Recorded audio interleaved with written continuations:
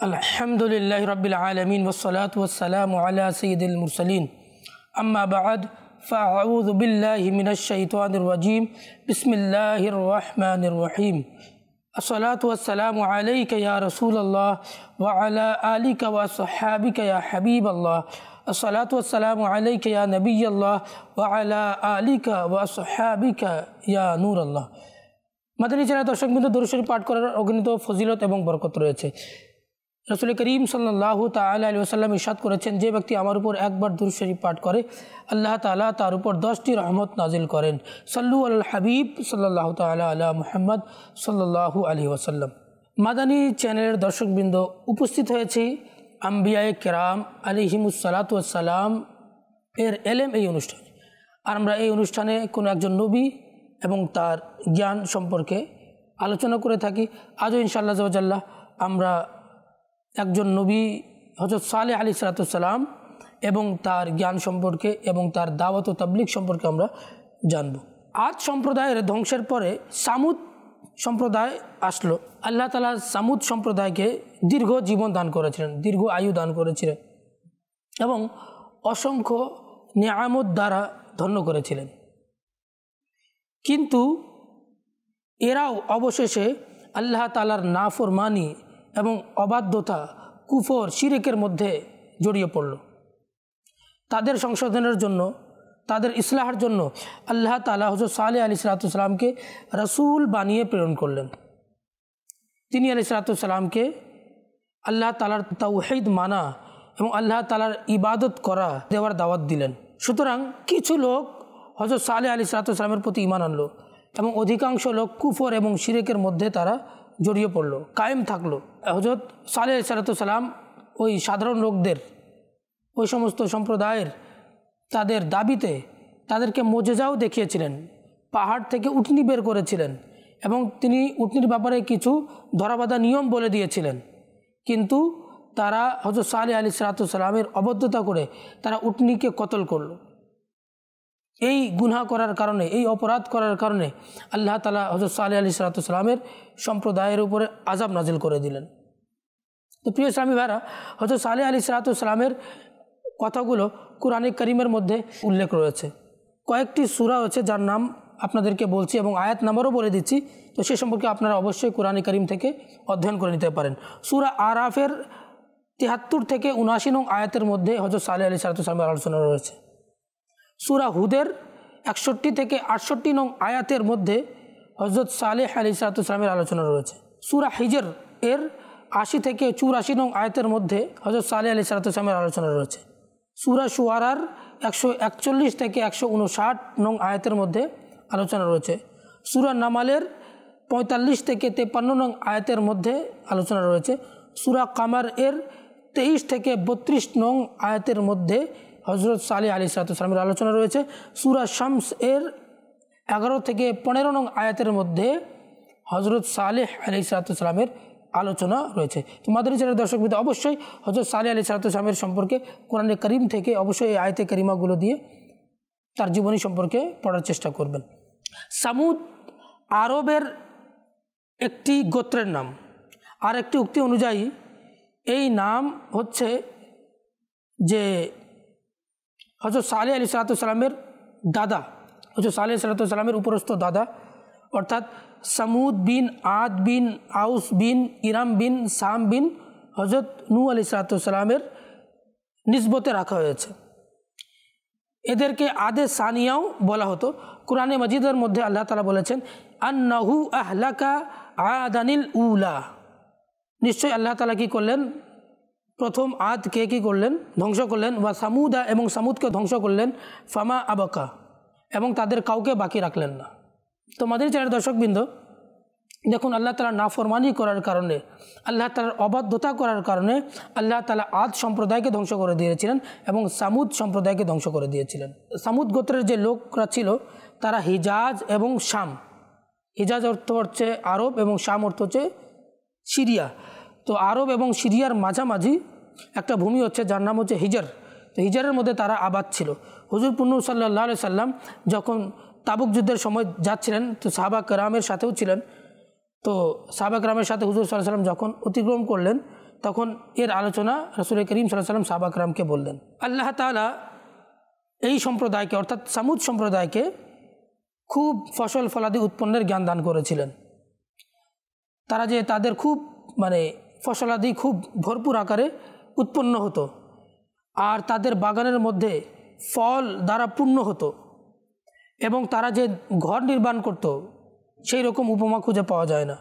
তারা পাহাড় কেটে তারা ঘর নির্মাণ করত। পাহাড়ের বড় বড় যে টুকরো ছিল, পাহাড়কে তারা কি করে, পাহাড় ঘষে তারা কি করত, সুন্দর সুন্দর বাড়ি নির্মাণ করত, এবং শীতকালের জন্য আলাদা বাড়ি এবং গ্রীষ্মকালের জন্য আলাদা বাড়ি নির্মাণ করত আর অহংকার করত। কিন্তু সামুদ সম্প্রদায় প্রথমে আল্লাহ তাআলার ওয়াহদানিয়াতকে মানত। আল্লাহ তারা বাধ্যগত তারা ছিল, বান্দা ছিল, তারা আল্লাহ তাআলার ইবাদত করত, আল্লাহ তাআলার শুকরিয়া আদায় করত। কিন্তু যখন তাদের কাছে নিয়ামত অনেক বেশি চলে আসলো, তাদের সম্পদের প্রাচুর্য হলো, তারা আল্লাহ তাআলাকে ভুলে গেল এবং আল্লাহ তাআলার নাফরমানির মধ্যে তারা লেগে গেল। এই সামুদ সম্প্রদায়ের কাছে আল্লাহ তাআলা হযরত সালেহ আলাইহিস সালাতু সালামকে পাঠালেন, যাতে করে হযরত সালেহ আলাইহিস সালাতু সালাম তার সম্প্রদায়কে আল্লাহ তাআলার ওয়াহদানিয়াতের শিক্ষা দেন, আল্লাহ তাআলার ওয়াহদানিয়াতের দাওয়াত দেন, আল্লাহ তাআলার ইবাদতের দাওয়াত দেন, আল্লাহ তাআলার ফরমাবরদারির দাওয়াত দেন, আল্লাহ তাআলার আনুগত্যের দাওয়াত দেন।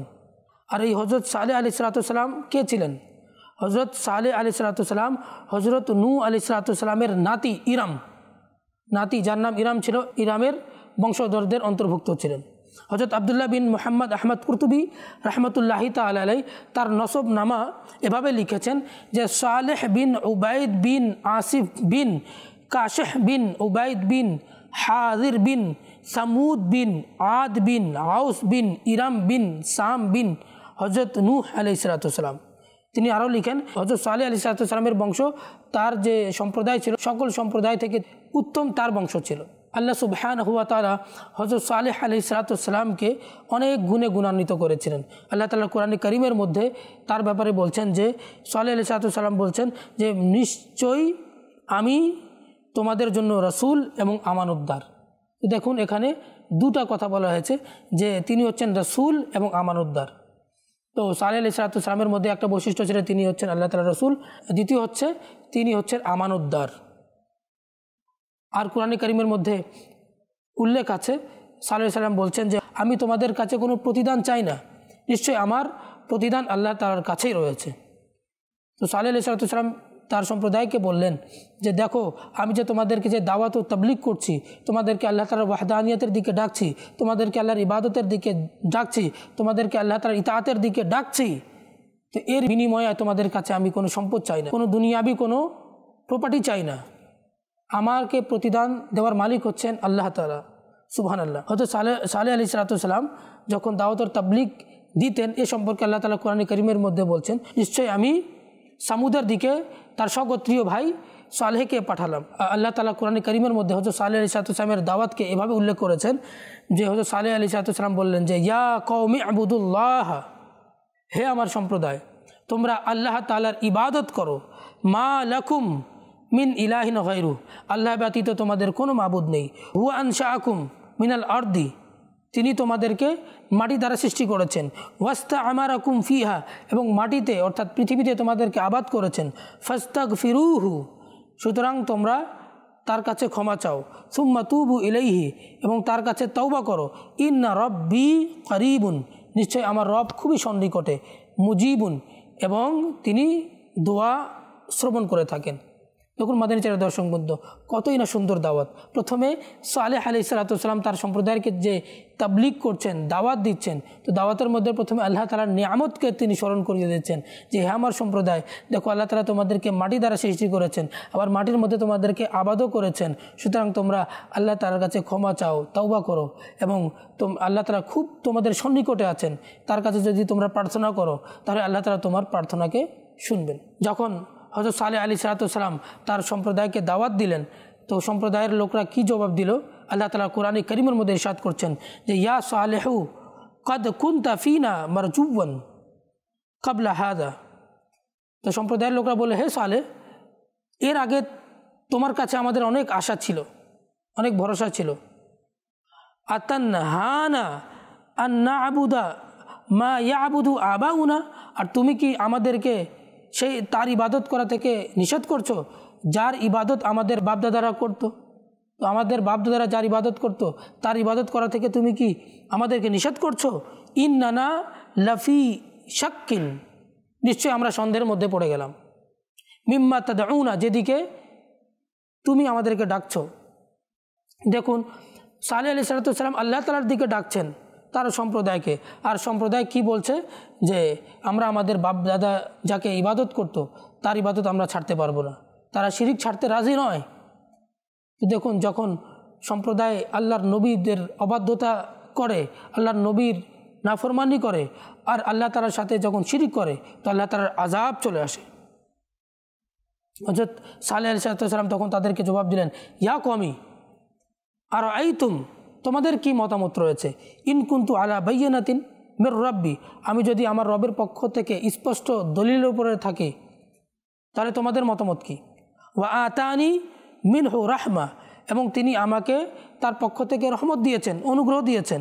ফামাই ইয়ানসুরুনি মিনাল্লাহ ইন আসাইতুহু, যদি আমি আল্লাহ তাআলার অবাধ্যতা করি তাহলে আল্লাহ তাআলা থেকে আমাকে কে বাঁচাবে, কে রক্ষা করবে, কে সহযোগিতা করবে। এবং সালেহ আলাইহিস সালাম বললেন যে তোমরা আমার ক্ষতি ছাড়া আর কিছু বাড়াতে পারবে না।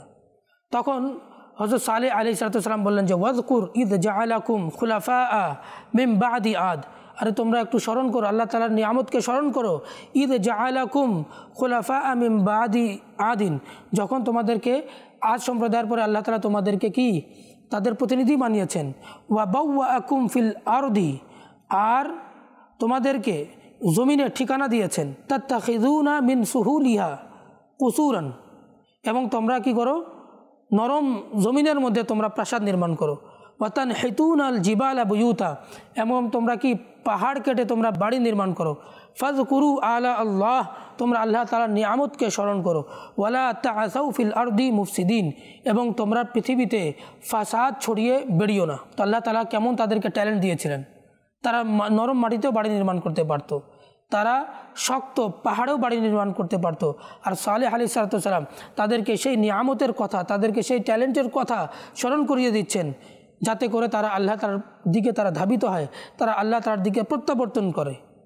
কিন্তু যাদের কপালে দুর্ভাগ্য লেখা আছে, যাদের কপালে ঈমান নেই, তারা কখনো ঈমান আনবে না। আল্লাহ তাআলা কোরআনে কারীমের মধ্যে বলেছেন না, ইন্নাল্লাযীনা কাফারু সাওয়াউন আলাইহিম আনযারতাহুম আম লাম তুনযিরহুম লা ইউমিনুন, নিশ্চয় যাদের অদৃষ্টে কুফর রয়েছে, যাদের ভাগ্যে কুফর লেখা হয়ে গেছে, তাদেরকে আপনি ভীতি প্রদর্শন করুন বা নাই করুন, তারা ঈমান আনার নয়। হযরত সালেহ আলাইহিস সালামের দাওয়াতের কারণে তার সম্প্রদায় দুটি দলে বিভক্ত হয়ে গেল। দুটি দল কি, অর্থাৎ কিছু লোক হযরত সালেহ আলাইহিস সালামের প্রতি ঈমান আনলো, আর অধিকাংশ লোক তারা তাদের অবাধ্যতার মধ্যে, তারা তাদের কুফরের মধ্যে, শিরকের মধ্যে তারা অটল রইল। তো যারা অবাধ্য ছিল তারা সালেহ আলাইহিস সালামকে বলল, ক্বালাল মালাউল্লাযীনা ইসতাকবারু মিন কওমিহি লিল্লাযীনা ইসতুদঈফু লিমান আমানা মিনহুম। সালেহ আলাইহিস সালামের সম্প্রদায়ের যারা অহংকারী সর্দাররা ছিল, তো দুর্বল লোকদেরকে যারা ঈমান এনেছিল তাদেরকে বলল, তোমরা কি সালেহ আলাইহিস সালামের নবী হওয়ার ব্যাপারে ঈমান এনেছ? ক্বালু, তারা বলল, ইন্না বিমা উরসিলা বিহি মুমিনুন, নিশ্চয় তিনি যা কিছু নিয়ে অবতীর্ণ হয়েছেন, তিনি যা কিছু নিয়ে প্রেরিত হয়েছেন আমরা তার প্রতি ঈমান এনেছি। ইন্না বিল্লাযী আমানতুম বিহি কাফিরুন, আর তোমরা যার প্রতি ঈমান এনেছো আমরা সেটাকে অস্বীকার করছি। দেখুন কেমন অহংকারী। যারা দুর্বল ছিল, দুর্বল লোকদের মধ্যে থেকে যারা ঈমান এনেছিল তারা সালেহ আলাইহিস সালামের প্রতি ঈমান আনছে, আর ইনারা কি করছে, যারা সর্দাররা ছিল তারা বলছে যে আমরা ঈমান আনবো না। হযরত সালেহ আলাইহিস সালাম বললেন, আমার তো কাজ হচ্ছে তোমাদেরকে দাওয়াত দেওয়া, আর দাওয়াত দেওয়ার বিনিময়ে তোমাদের কাছে কোনো অর্থ চাই না, টাকা চাই না, দৌলত চাই না, প্রপার্টি চাই না, কিছু চাই না। নিশ্চয় আমার প্রতিদান আল্লাহ রাব্বুল আলামিনের উপর রয়েছে, তিনি আমাদেরকে প্রতিদান দিবেন। তো এই সমস্ত যখন কথাবার্তা হলো, আর হযরত সালেহ আলাইহিস সালাম তার সম্প্রদায়কে বলতে লাগলেন এই কথাগুলো, সম্প্রদায়ের আবার পাল্টা জবাব দিল। তারা বলল, কালুত তাইয়ারনা বিকা, তারা বলল আমরা তো আপনাকে কুলক্ষণ মনে করি। নাউযু বিল্লাহি মিন যালিক, নবীকে তারা কুলক্ষণ মনে করছে। ওয়া বিমাম মাআকা, এবং আপনার সাথে যা আছে তাকেও কুলক্ষণ মনে করি।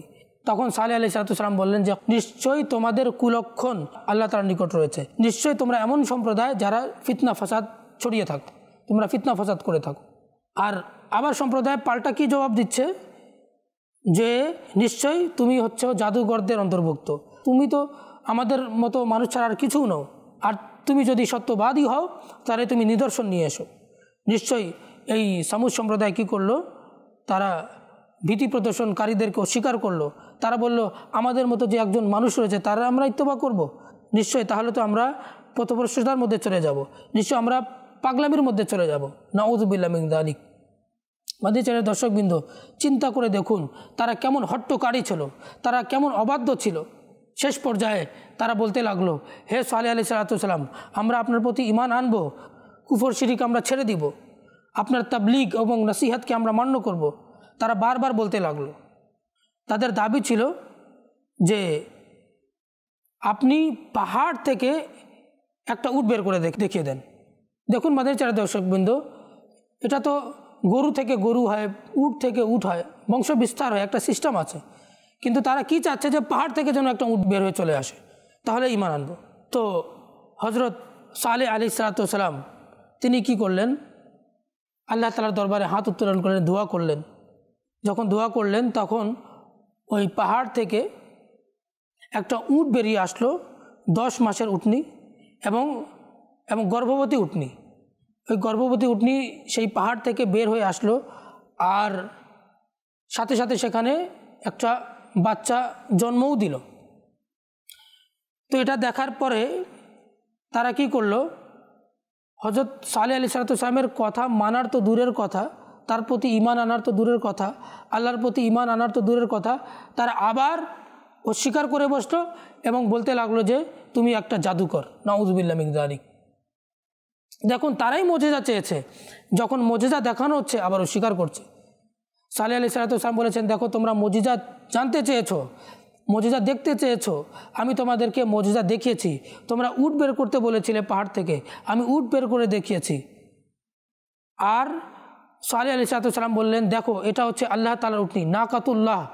তোমাদেরকে কিছু বাধ্যকতা নিয়ম তোমাদেরকে বলে দিচ্ছি। এই যে আল্লাহ তাআলার যে উটনি আছে এর একটা সময় নির্ধারণ হচ্ছে, সে একদিন পানি পান করবে। পানি পান করার একটা সময় নির্ধারণ করে দিয়েছিলেন যে একদিন সে পানি পান করবে, আর সে যেদিন পানি পান করবে অন্যরা কেউ পানি পান করবে না। তো এটা একটা ডিল হলো তাদের সাথে, কিন্তু তারা হযরত সালেহ আলাইহিসসালামের কথাকে মান্য করে নাই। আর তারা কি করলো, ষড়যন্ত্র করলো।